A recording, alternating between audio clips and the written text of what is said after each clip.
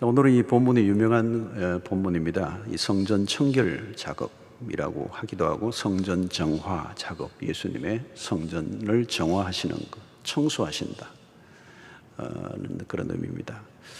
그러나 좀 더 들어가 보면 이 청결이나 정화 보기보다는 예수님이 성전을 허물어뜨리신 사건입니다. 성전 자체를 부정하시고 회파하신 사건이죠. 예수님이 보시기에는 성전이 이미 청결해서 유지될 정도가 아니고 훨씬 더 선을 넘어서 버린, 그래서 오늘 이 본문을 보면 예수님이 굉장히 과격하십니다. 온유하신 예수님이 이렇게 과격하게 행동하신 곳이 사실 보기 힘든 곳입니다. 특별히 오늘 본문은 잎사귀만 무성한 무화과 나무의 저주, 우리가 지난주를 살펴보았던 말씀과 연결됩니다. 그러니까 무화과 나무의 열매 없는 상태와 오늘 이 성전의 상태가 꼭 닮아 있습니다. 예수님이 보시기에 성전은 이미 기능을 상실해 버렸고 용도 폐기를 해야 될 단계에 있었다는 겁니다. 자, 성전에서 무슨 일이 벌어지고 있었습니까? 예수님은 가장 먼저 하신 일이 매매하는 자들을 다 내쫓았다는 거예요. 성전에서 매매를 했다. 좀 의외죠. 의외입니다. 성전과 장사한다는 거 어울리지 않는 곳입니다. 그런데 예수님 시대의 성전은 이미 시장터로 바뀌었다는 거예요. 오랫동안 성전에서 거래가 이루어져 왔고 사람들은 거기에 익숙해져 있습니다. 익숙해져 있는데 예수님이 보기에는 분노할 만한 일이죠. 이 온도 차이가 큽니다. 시장과 성전은 기능이 다르고 목적이 다릅니다. 성전은 이익을 추구하는 곳이 아닙니다. 그러나 시장은 이익을 위해 존재하죠. 시장은 거래가 이루어지고 주고받는 곳입니다. 그런데 성전은 거래하는 곳이 아니고 영적인 교제가 이루어지는 곳입니다. 코로나 바이러스 상황에서도 교회가 대면 예배를 너무 강행하려고 하는 것은 헌금 때문이 아닌가, 일부의 사람들이 그렇게 또 주장을 하고 언론에 보도된 적도 있습니다. 왜 기필코 저렇게 이런 전염병 상황에 예배를 드리려고 하는 이유는 헌금 때문이 아닌가.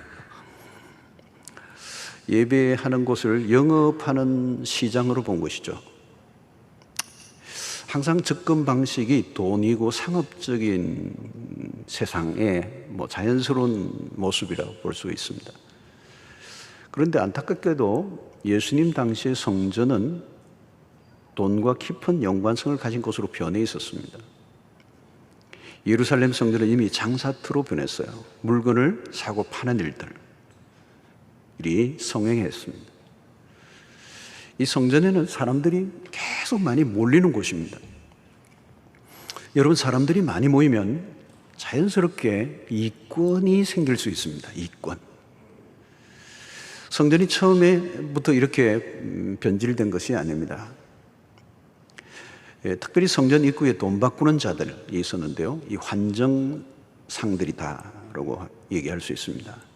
이스라엘 성인이라면 누구나 이 성전세라는 게 있었습니다. 성전세를 내야 되는데 본래는 세겔이라는 화폐 단위로 내야 되는데 예수님 시대는 이미 그게 없어져 버렸어요. 그래서 성전 화폐로 바꾸어서 성전에 내야 되는 거예요. 그러다 보니까 환전상들이 이제 만들어졌는데 문제는 이 환전을 할 때에 수수료를 이제 떼는 겁니다. 그러면 한두 명이 아니고 굉장히 많은 사람들이 생기니까 환전상의 수익이 커지겠죠. 그런 그 수익의 일부가 어디론가 흘러가는 겁니다. 어디로 흘러갔겠습니까? 비둘기 파는 얘기도 나오는데요. 율법에 의하면 산모와 나병 환자 또는 유출병을 가진 사람들의 정결을 위해 바쳐지는 제물이 비둘기였습니다. 그러니까 이 동물의 희생을 드리기에 어려운 가난한 사람들은 이 비둘기를 바치도록 한 것이죠. 그런데 이들에게도 마치 그 가난한 자들이 제물을 바치는 거에도 웃돈을 얹어서 파는 행위가 일어난 거죠. 장사꾼들이 이들의 주머니마저 노린 것입니다. 처음에는 예배자들의 편리를 위해 제공된 것이지만 점점 규모가 커지면서 이권이 불어났습니다. 그때부터 문제가 생긴 것이죠. 전해지는 이야기로는 당시 가야바, 대제사장이 가야바인데 이 가야바가 성전에서의 장사를 허락한 것으로 보여요. 근데 그냥 허락해 준 게 아닙니다. 당시의 종교가 권력화되어 있어요. 거대한 이권에 대제사장이 깊이 개입했다는 뜻입니다. 그리고 성전을 중심으로 복잡한 먹이 사슬이 엮어지게 된 것입니다. 허가를 받은 상업행위가 노골적으로 이제 펼쳐지게 된 것이죠. 돈과 이권이 끼어들면 그 다음부터는 돌아올 수 없는 강을 건너게 됩니다. 그러면 어떻게 됩니까? 어느 순간부터 성전에 와서 예배를 드리는 것보다 이 물건을 사고 파는 것, 어떻게 하면 장사꾼들은 더 많이 받을 것인가, 돈을 벌 건가, 또 이 제사를 드리러 온 사람은 어떻게 하면 이것을 좀 가격을 좀 적게 내고 살 것인가, 여기에 이제 몰두를 하게 된 것입니다. 참된 예배는 사라지고 성전은 장사터가 되었습니다.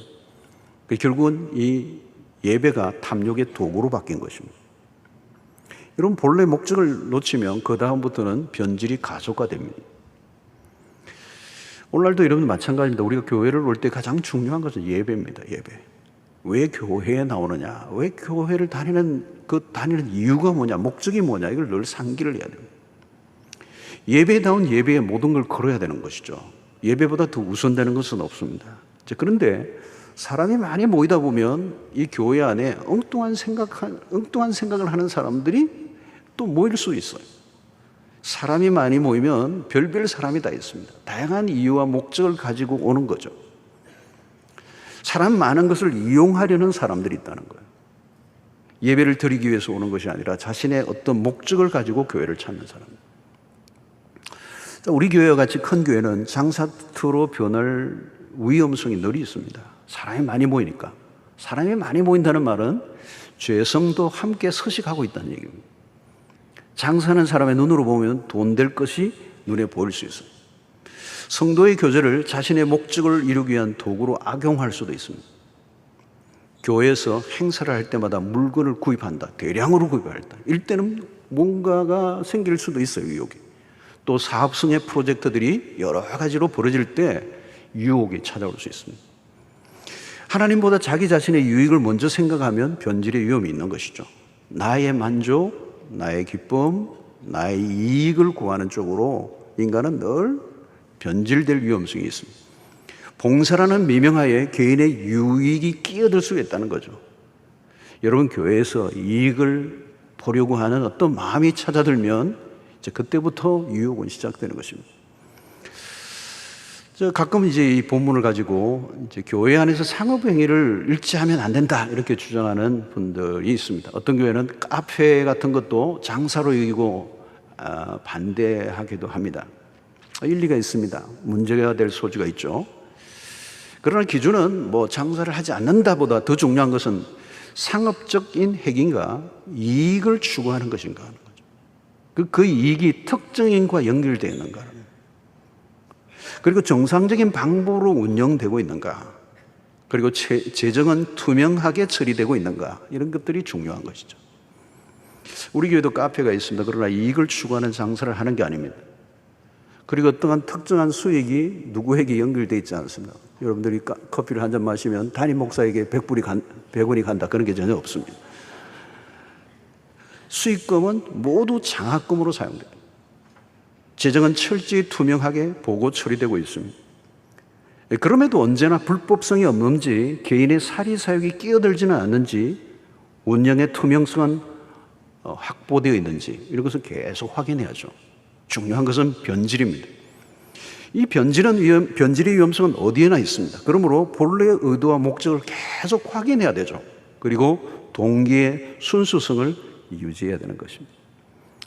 오늘 이 성전이 시장터가 되고, 그 다음에 이 성전이 그 다음에는 강도의 굴로 변했어요. 17절에 보니까 이에 가르쳐 이르시되 기록된 바 내 집은 만민이 기도하는 집이라 칭함을 받으리라 하지 아니하였느냐. 너희는 강도의 소굴을 만들었도다 하시매. 그렇습니다.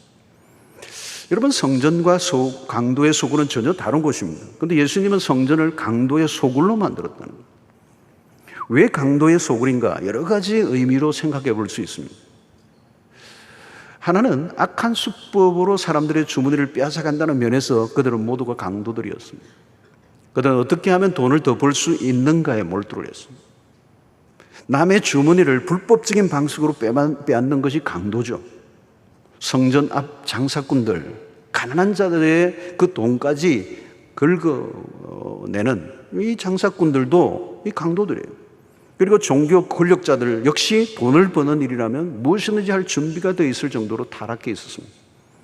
강도들은 자신들이 훔친 것들을 은닉하는 곳으로 소굴을 사용하고 소굴로 이제 사용하는 것이죠. 성도 여러분, 우리가 얼마나 많은 헌금을 드리는가 보다 더 중요한 것은 어떻게 번 돈인가를 확인해야 합니다. 깨끗한 돈인가? 세상에는 금은 돈도 많잖아요. 탈세 혹은 편법이나 착취로 번 돈을 성전으로 가져오면 그 돈을 모으는 곳은 강도의 소굴이 되는 것입니다. 헌금을 얼마나 많이 하느냐보다 더 중요한 것은 깨끗하게 번 돈이어야 된다. 그래서 그런 면에서 교회가 돈이 많이 필요해지는 거 위험한 것입니다. 그러면 돈 많은 교인들이 필요해지는 거예요. 많은 프로젝트를 해야 되고 돈이 필요하면 돈 많은 교인들이 필요해요. 그러다 보면 교회는 돈에 대한 유혹을 끊기가 어려워지고 교회는 강도의 소굴이 될 수도 있는 것이죠. 또 하나는 강도의 소굴은 강도들이 숨는 은닉처라는 겁니다. 죄를 짓고 난 다음 그들은 자신의 안식처를 찾습니다. 나쁜 짓을 하고 어디론가 도피하려고 하는 것이죠. 어디로? 소굴. 근데 그것을 그 당시의 사람들은 성전을 소굴로 삼았다. 세상에서는 자기 마음대로 살다가 재물을 드리면서 위안을 얻는다면 성전을 소굴로 오해한 것입니다. 그래서 하나님은 언제나 과정을 중요하게 여기신다. 목적과 결과만을 따지는 세상과는 달라요. 처음부터 나빴던 것들이 아니에요. 변질의 과정을 우리가 잘 보아야 합니다. 성전에서 예배하는 자들의 편의를 제공하는 것에서부터 출발했습니다. 순례자들이 먼 곳에서부터 희생의 제물을 가져오는 것은 사실상 어려운 일이었어요. 오다가 흠이 생기면 제물이 될 수가 없는 거죠. 흠결이 생기기 때문에. 성전세로 성전 입구에서 환전해서 낼 수 있는 것은 편리한 일입니다.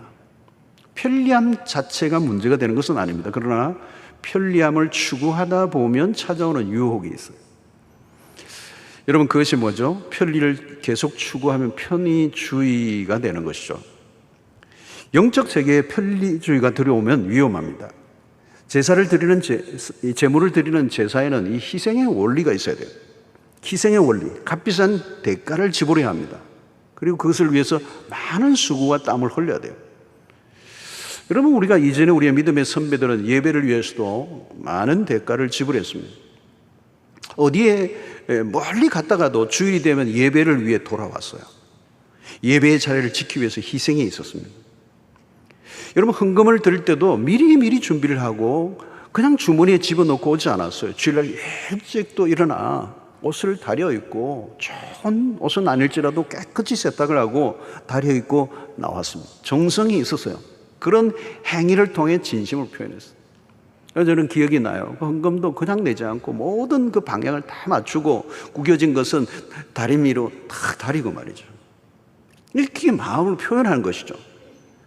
그 행위를 통하여 진심을 표현해내는 것. 근데 편리를 추구하다 보면 끝이 없어져요. 편리주의는 물질주의와 함께 찾아왔습니다. 한번 편리함에 익숙해지면 이전으로 돌아가기 힘들어요. 여러분, 요즘은 이 TV 리모컨이 이제 다 있습니다. 만약에 요즘 TV에 리모컨이 없으면 어떻게 해야 될까요? 채널도 많고. 옛날에 몇 개 안 될 때도 직접 가서 막 끌 때 네가 가라 돌려라 그러고 그랬던 시절이 있었던 것 같아요. 요즘은 뭐 누가 그 리모컨 없는 TV를 사겠습니까? 여러분, 인간은 편리함을 이기지 못해요. 현대 상업주의는 편리함을 제공하고 돈을 봅니다. 이미 우리는 이 편리주의에 많이 익숙해 있습니다. 편리함이란 시간 단축이나 필요 없는 노동을 줄여서 생산성을 높여주는 좋은 점도 있습니다. 그러나 부정적인 면도 같이 따라와요. 하나를 얻으면 하나를 잃습니다. 편리함을 따라가다 보면 나중에는 좀 더 편리해지고 싶어지죠. 그러면 편리함을 시스템화해야 돼요. 문제는 이 편리주의를 이용하는 사람들이 나옵니다. 편리의 상업화예요. 그러면 편리를 돈을 주고 사야 합니다. 그 다음부터는 그냥 편리하게 살 수 있는 게 아니에요. 편리를 위해 돈을 지불해야 합니다. 그러면 더 편리해지기 위해서 어떻게 해요? 돈을 더 벌어야 돼요. 그러면 편리주의의 시스템 안에 갇히게 되고 빠져나올 수 없게 됩니다. 편리주의가 신앙의 세계 안에 들어오면 어떻게 될까요? 구약에 특이한 사건이 하나 일어납니다. 하나님의 법궤를 옮기는 과정에 사고가 나요. 법궤를 옮기는 과정인데 뭘 사용하느냐면 수레를 사용하는 겁니다. 새 수레. 근데 수레를 누가 끄느냐? 소가 끄는데 법궤를 싣고 가다가 소가 갑자기 놀라서 뛰는 일이 일어나니까 법궤가 넘어지려고 하는 거예요. 그때 웃사라는 사람이 그 법궤를 붙잡다가 즉사하는 일이 나요. 그게 참 이름이 재밌어요. 웃! 하고 사했어요. 본래는 여러분 법궤를 누가 옮겨야 하느냐면 제사장들이 직접 어깨에 메고 옮겨야 돼요. 그런데 어깨에 메고 제사장들이 옮기는 것을 불편해해서 사실 편리주의가 들어온 거예요. 소를 끌고 수레를 만든 것입니다. 일종의 편리주의예요. 성도 여러분, 신앙의 편리주의를 경계해야 합니다. 지금도 우리에게 밀고 들어오는 유혹이 많아요. 편안하게 적당하게 신앙생활을 하고 하라는 마귀의 속삭임이 있어요. 뭘 그렇게 힘들게 예수를 믿냐? 대충 해라, 대충 해라. 요즘 우리는 디지털 시대라고 그럽니다. 참 편리해요. 많은 게 빨리빨리 처리가 되고요. 그러나 여러분, 이게 좀 저항해야 될 부분이 굉장히 많아요. 어쩌면 우리의 신앙이 아날로그적인 부분으로 돌아가야 될 부분이 굉장히 많습니다. 영적인 삶을 위해 불편을 감수하는 것을 두려워하지 않아야 합니다. 편리함을 추구하다 보면 정성이 사라져요. 하나님 앞에 정성, 그 예배에 우리의 마음의 진심을 담는 일들이 부족해지는 것입니다.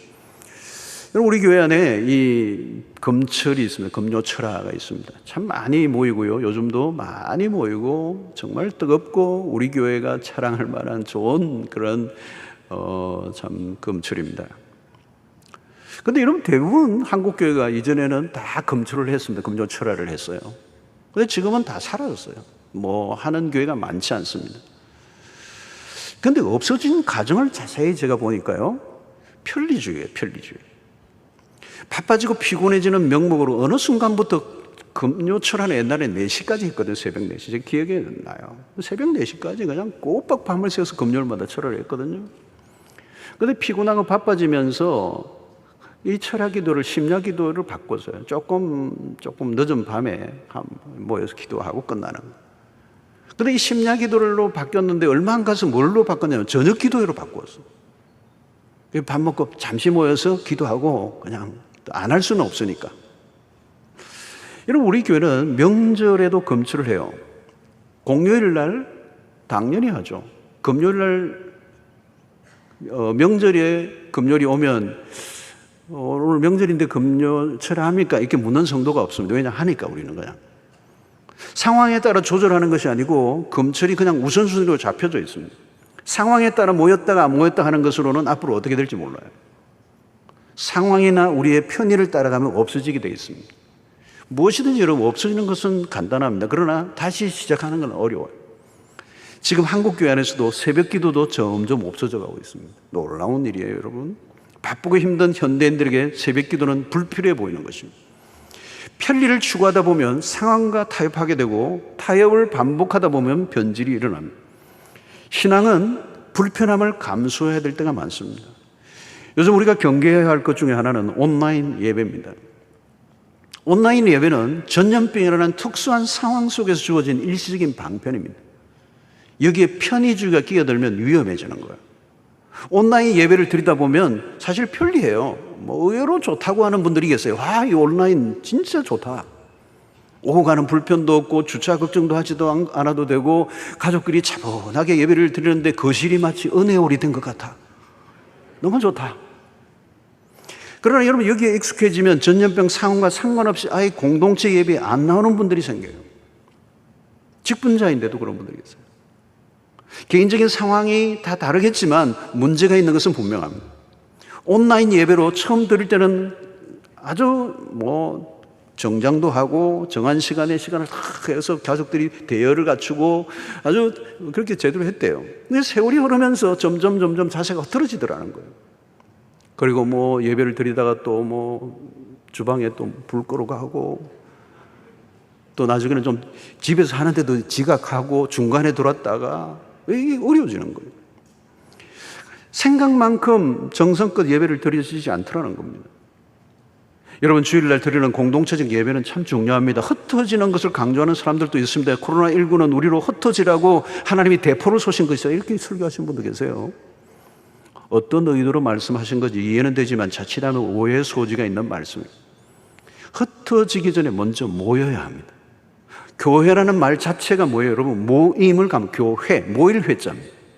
모일 때 교회 공동체성이 살아나고, 에베소서에 바울이 말했던 그리스도의 몸이라고 하는 관점도 함께 연결하여 하나님 앞에 나아가는, 함께 지어져 가느니라 공동체성을 강조합니다. 공동체성이 빠져버린 교회를 우리가 생각할 수가 없어요.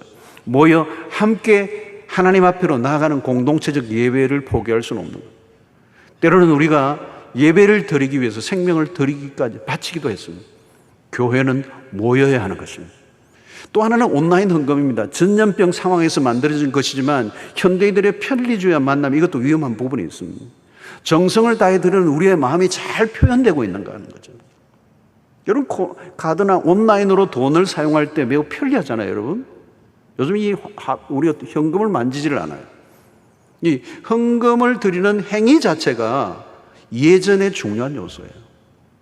물질을 드리는 의식을 통하여 우리의 몸과 마음의 헌신을 표현하는 것입니다. 자칫하면 쇼핑할 때 결제하듯이 하나님에게 헌금을 전송하는 것으로 여겨서는 안 된다는 것입니다. 얼마를 바쳤는가 보다 어떤 마음으로 드렸는가를 보아야 하는 것입니다.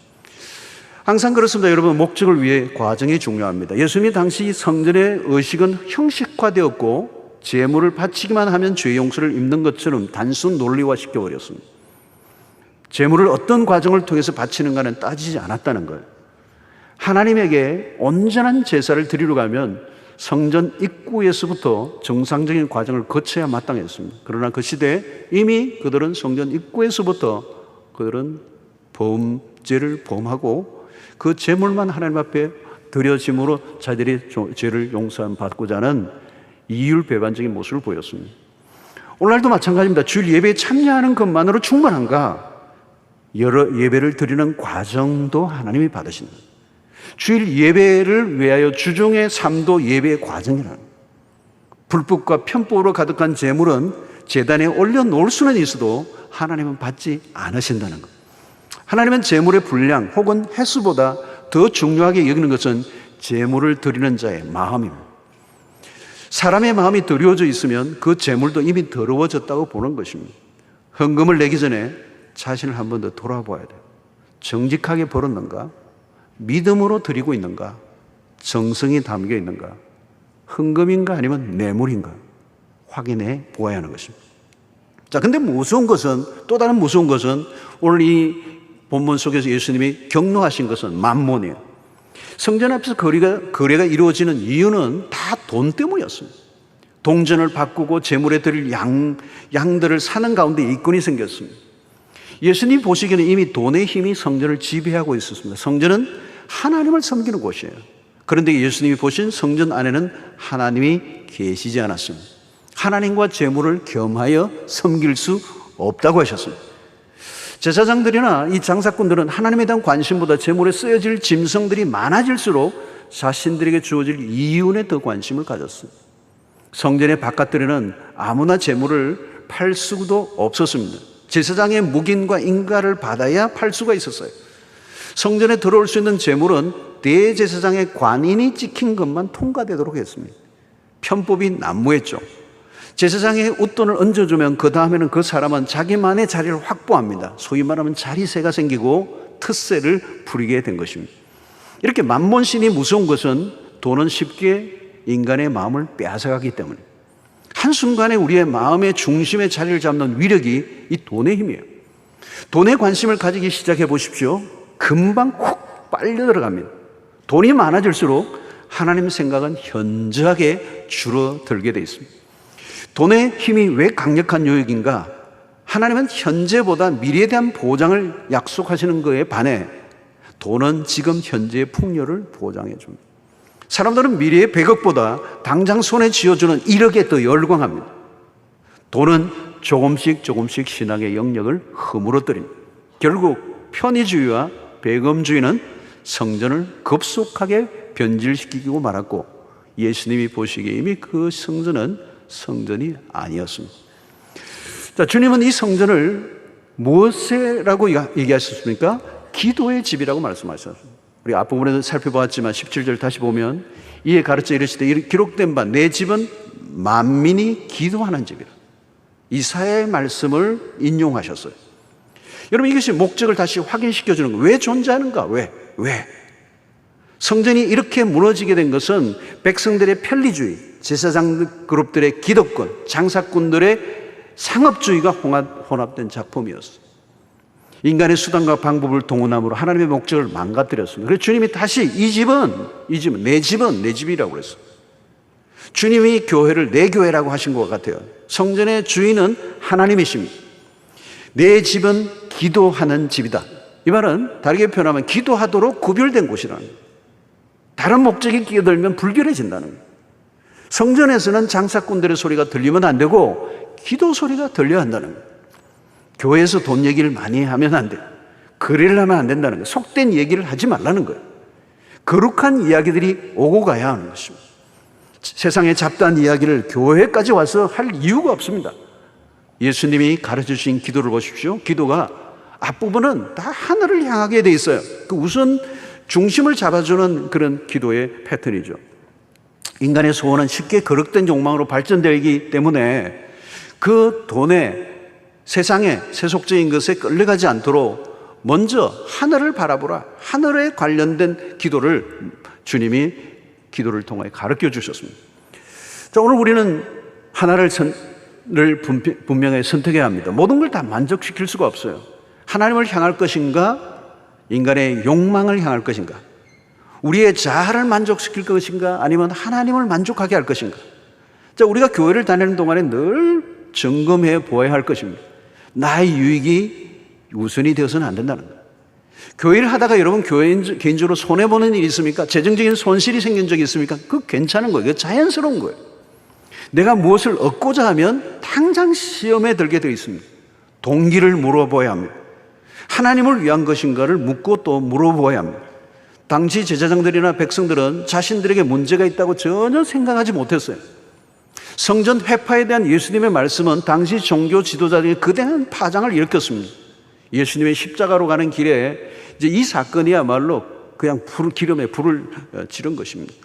이스라엘 백성들에게 성전은 절대적인 의미를 가진 공간인데 예수님은 그 성전의 무용론을 지금 이제 말씀하고 있는 것입니다.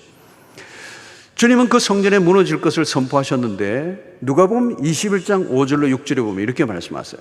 어떤 사람들이 성전을 가리켜 그 아름다운 돌과 흙물로 꾸민 것을 말하네. 여러분, 이것은 뭡니까? 그 성전의 아름다움을 막 자랑으로 여겼던 거죠.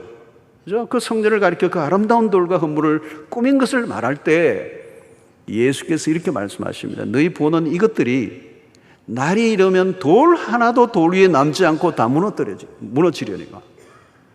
무슨 얘기예요, 여러분? 예루살렘 성전을 무너뜨리시겠다는 겁니다. 이 말씀은 그대로 이루어집니다. AD 70년에 돌 위에 돌 하나도 남지 않고 다 역사 속에 사라져버리고 말았어. 목적을 상실하면 존재의 의미가 없어지는 것입니다. 사실 그리스도가 오심으로 성전의 기능은 사라져버렸습니다. 성전의 존재 이유는 하나님과의 연결이에요. 하나님과의 소통할 수 있는 기능을 위하여 성전을 만들었어요. 그런데 그리스도가 오심으로 더 이상 성전, 그 눈에 보이는 성전은 의미가 없어져 버렸어요. 그리고 신약 시대를 살아가는 면에서 바울은 새로운 성전의 개념을 우리에게 가르쳐줘요.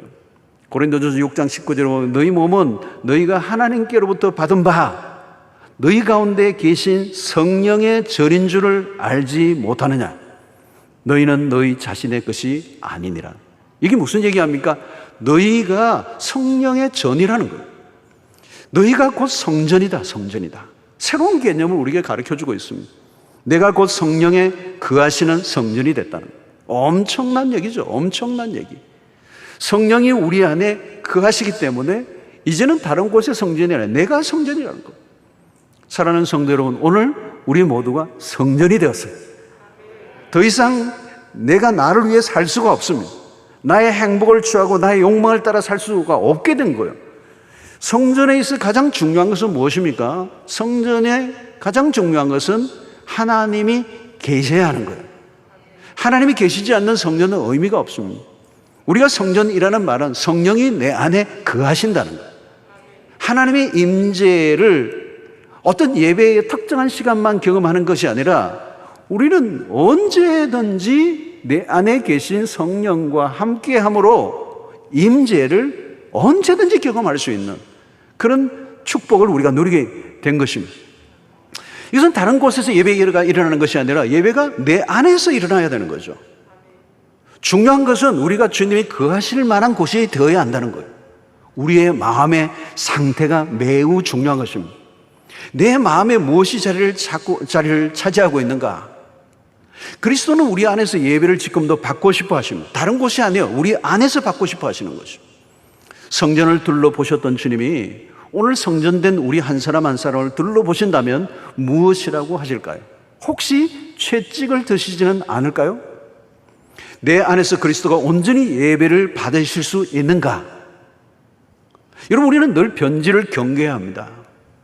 여러분, 신기하지 않습니까? 성전이 어떻게 시장터로 강도의 소굴로 바뀔 수 있는가? 이건 남의 이야기가 아닙니다. 변질은 누구에게나 찾아올 수 있어요. 이미 우리가 그 변질 안에 들어와 있을지도 몰라요. 우리는 우리의 자신의 마음을 살펴보아야 합니다. 다윗은 이런 고백을 합니다. 시편 139편 23절로 24절에 놀라운 고백을 해요. 하나님이여 나를 살피사. 이 다윗이 놀라운 거예요, 여러분. 하나님이여 나를 살피십시오. 내 마음을 아시며 나를 시험하십시오. 내 뜻을 아옵소서.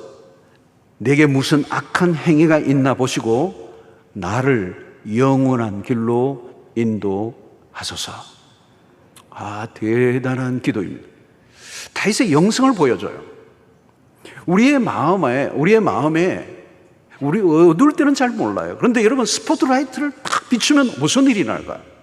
깜깜한 밤에 아무것도 보이지 않다가 스포트라이트를 딱 비추면 모든 게 드러나요. 불이 켜지면 별게 다 보여요. 여러분, 하늘의 빛이, 말씀의 빛이, 성령의 빛이 우리의 마음을 비춘다면 무슨 일이 일어날까요? 다윗은 하나님께서 자신을 살피시고 시험하시고 악한 행위가 없는가를 보십시오. 성도 여러분, 오늘 우리는 우리의 마음이 성전입니다. 우리는 근데 주님은 안중에 없고 나의 만족과 기쁨에 몰두할 때가 있어요. 하나님보다 개인적인 덕실을 생각하고 있지는 않습니까? 주님은 불꽃 같은 눈동자로 우리를 바라보고 계세요. 예루살렘 성전을 바라보시면서 우리 주님이 우셨습니다. 오직 하나님만을 예배하고 있는가? 그리스도에게만 집중하고 있는가? 우리의 마음이 이방인의 뜰처럼 소란하고 더럽혀져 있지는 않는가? 여러분, 이방인의 뜰에서 주로 이 장사들이 이루어졌습니다. 다양하게 구분되어 있는데 그 마지막 단계의 이 이방인의 뜰에서 온갖 그냥 짐승의 소리와 장사들의 소리와 서로 그냥 온통 요란 법석을 떠는 곳이 그 이방인의 뜰이었어요. 그곳에 무슨 하나님의 임재가 있으며 거기에 무슨 거룩함을 느낄 수가 있겠어요? 여러분, 우리의 마음을 한번 살펴보아야 합니다. 우리의 마음은 늘 더럽혀져요. 한 주간 살다 보면 얼마나 우리의 마음이 더러워지는지 몰라요. 우리의 온갖 것들이 우리의 내면 속에 그냥 버글거릴 때가 있어요. 여러분, 성전이 오염된 상태로 있으면 안 돼요. 오늘도 우리가 예배를 드릴 때 이 예배의 의식 자체가 우리에게 진정한 예배라고 생각하고 그것으로 끝내서는 안 돼요. 중요한 것은 예배가 내 안에서 온전히 이루어지고 있는가. 하나님이 예배를 받으시는 것은 내 안에서 받으시는 거예요. 내 삶이 예배여야 돼요. 우리의 삶의 전 영역이 하나님 앞에 온전한 예배자로 살아가는 성령이 거하시는 전이 되어야 된다면, 여러분, 우리는 종교 생활에 익숙해져서 우리는 변질을 느끼지 못할 때가 많습니다. 외적인 활동이 아니라 우리의 영혼의 상태를 날마다 들여다보아야 되는 거예요. 깨어있는 신앙생활이 필요합니다. 깨어있는 신앙이란 다른 게 아니에요. 내 안에 성령이 거하신다는 사실을 인식하고 사는 것입니다. 그 성령과 함께하며 살아가는 삶, 그 성령께 민감하게 반응하고 그 성령의 그 임재 안에서 날마다 살아가고자 할 때 하나님께서 우리의 삶을 통하여, 나를 통하여 예배를 받으시게 될 줄로 믿습니다. 만약 우리가 오염되어 있다면 그리스도의 피로 날마다 정결함을 받는 역사가 일어나게 되기를 축원합니다. 우리는 날마다 그리스도의 피가 필요해요. 왜요? 우리는 계속 오염되기 때문에, 우리의 성전이 계속 더럽혀지기 때문에, 이 더럽혀진 성전으로는 하나님을 만날 수가 없고 그분을 예배할 수가 없기 때문에 오늘 그 성령께서 우리 안에 거하심을 믿고 의식하고 또 그 성령과 함께 동행하는, 그러므로 내 안에서 하나님이 날마다 영광을 받으시고 예배를 받으시는 역사가 여러분들의 삶 속에 있게 되기를 주의 이름으로 축원합니다. 우리 말씀을 생각하며 함께 기도하도록 하겠습니다. 성전이 더럽혀졌습니다. 더 이상 하나님이 거하실 수 없는 곳으로. 예루살렘의 성전은, 눈에 보이는 성전은 사라졌어요. 하나님, 사라져야 되는 거예요. 오늘 눈에 보이지 않는 성전, 내가 바로 성전입니다. 하나님, 내 심령을 살펴봐 주시고 내 안에 죄가 없는지 나를 시험하십시오. 이 다윗의 기도가 오늘 우리의 기도가 되기를 원합니다.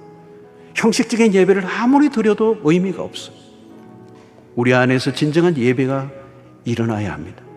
그러기 위해서는 정결한 마음을 허락해 주시고 거짓된 영을 몰아내어 주시고 타락한 우리의 심령을 새롭게 하여 주시옵소서. 그리스도의 보혈로 씻어 주시고 깨끗한 성전으로 하나님이 예배를 받으시는 심령이 되게 하여 주시옵소서.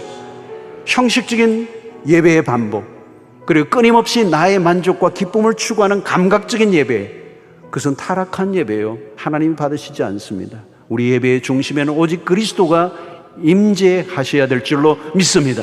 내 삶의 주제가 그리스도가 되게 하시고 그리스도에게만 초점을 맞추게 하시고 그리스도만 예배하는 삶이 되게 하여 주시옵소서.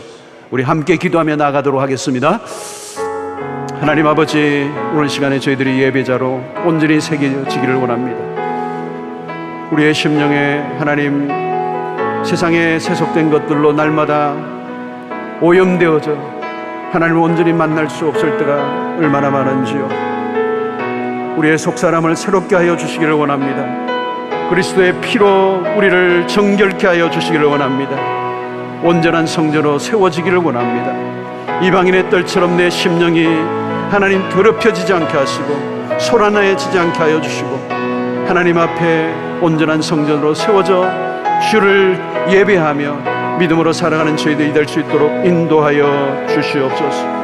아버지 하나님, 우리가 온전한 성전이 되기를 원합니다. 하나님이 기뻐하시는 예배하는 하나님 그 성전으로 온전히 세워져가는 하나님의 백성들이 될 수 있도록 주여 도와 주시옵소서. 우리의 오염과 우리의 모든 아버지 성전의 기능을 잃어버린 예루살렘의 모습으로 우리가 재현되지 아니하도록 역사하여 주시옵소서. 주여, 우리가 주의 성전으로 살게 하여 주시옵소서.